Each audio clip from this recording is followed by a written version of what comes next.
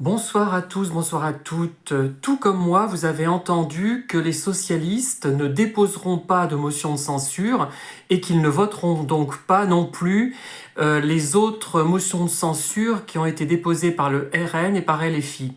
Alors sur le moment, quand j'ai appris qu'ils avaient finalement obtenu la suspension de la réforme des retraites, j'ai été content. Mais quelque chose me gênait, je ne pourrais pas le déterminer exactement, parce que ça ne me convenait pas. Moi, il m'aurait fallu l'abrogation pure et simple, même si c'était effectivement difficile à obtenir, et donc ils n'ont peut-être pas mis la barre assez haut, les socialistes. Et par rapport aux autres demandes, est-ce que les ultra-riches seront taxés à la hauteur de ce qui a été prévu? Il y a aussi le fait que les 10% de réduction pour les retraités va être supprimé.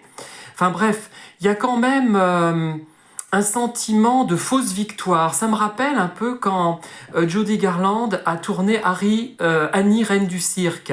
Elle a été remplacée, vous le savez, par Betty Hutton. Et le metteur en scène a été changé aussi. C'était Busby Berkeley dans la première version. Et ensuite, ça a été Charles Walters, hein, si je ne m'abuse. Vous corrigez hein, si je fais des erreurs. Ou George Sidney. J'ai un doute de dernière minute. Eh bien, quand ils ont écouté les chansons chantées par Judy Garland, ils ont dit « C'est très bien, n'est-ce pas ?» Alors qu'ils n'avaient jamais utilisé le terme « très bien ». Et ils essayaient de s'en persuader. « C'est très bien, n'est-ce pas, cette suspension ?» Ben non, il y a quelque chose qui ne va pas. Moi, j'ai l'impression que les socialistes, même si moi je leur suis reconnaissant d'avoir proposé le mariage pour tous. Hein. D'ailleurs, vous avez une vidéo de moi-même et de mon mari qui rappelle cet événement en 2013. Hein. Il y a toujours un sentiment de gauche trop modéré. Bon, c'est bien de ne pas être trop extrême, hein, mais là, je me demande si ça ne va pas leur porter préjudice aux prochaines élections. Mais peut-être qu'il y aura d'autres moments pour censurer.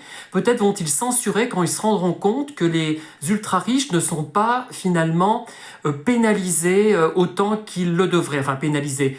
Imposer, j'aime pas ce terme pénaliser, puisqu'ils nous ont suffisamment d'argent pour ne pas être pénalisés justement. Voilà, dites-moi ce que vous en pensez vous-même.